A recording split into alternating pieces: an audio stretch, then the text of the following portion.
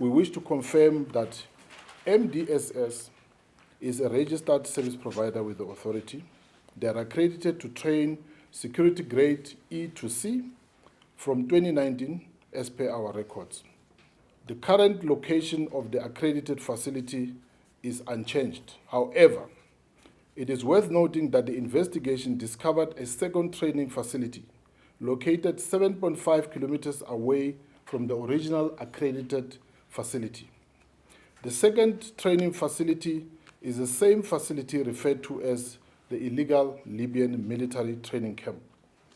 The investigation discovered that the Libyan military training camp was never accredited by the authority.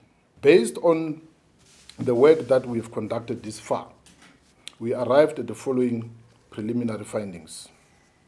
First, number one, the second training facility where the Libyans were found is not accredited and therefore is illegal. Number two, that the training program and the duration was not the normal training program, that the security training that is offered in South Africa.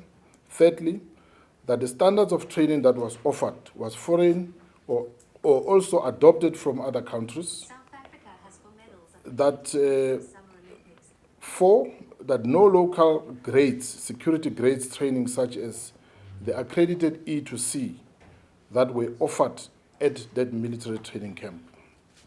5, some of the instructors at the camp were non-South Africans. 6, the design and the layout of the infrastructure of the Libyan camp supported a military-style training camp. 7, that there were contraventions of the immigration laws of South Africa, both by the owners and the learners at the camp. 8, there were no authorization agreements or exemptions granted to MDSS by the National Regulator for Conventional Arms Control to provide training or military training of the Libyan nationals. 9, the MDSS, its owners and its personnel contravened the Code of Conduct for the private security service providers.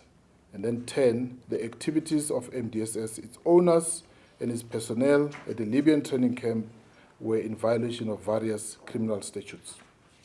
In light of the above feedback, the next process is the consideration of charges and the formal prosecution of the service providers and the individuals involved in the contravention of the Code of Conduct.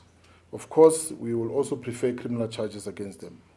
We also wish to confirm that as of this morning, MDSS and its directors were served with notices of suspension. If you offer any training, and in this case, I must say that for your benefit, it doesn't really matter whether the training is military, even if it was supposed to be an ordinary security training, to a foreign national who originate from a country where there is armed conflict. That is illegal.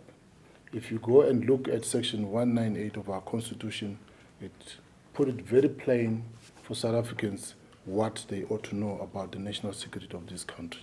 Are we going to be prosecuting the owners? Yes, of course, we are going to prefer criminal charges against the owners. It's quite obvious we've already made a pronouncement that they've committed a criminal offense.